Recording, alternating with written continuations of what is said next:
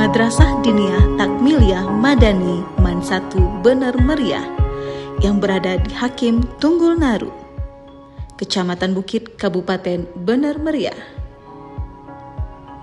Resmi ditetapkan oleh Kepala Kantor Wilayah Kementerian Agama Provinsi Aceh pada tanggal 23 September 2022. Dengan peserta didik sebanyak 30 orang, 20 putri dan 10 putra.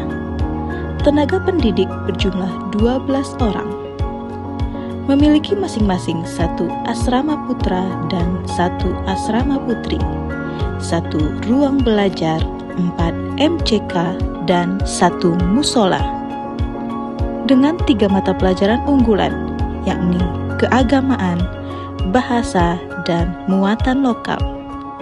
Mata pelajaran tersebut terjadwal mulai dari Senin sampai dengan Sabtu pukul 14.30 waktu Indonesia Barat sampai dengan 18.15 waktu Indonesia Barat.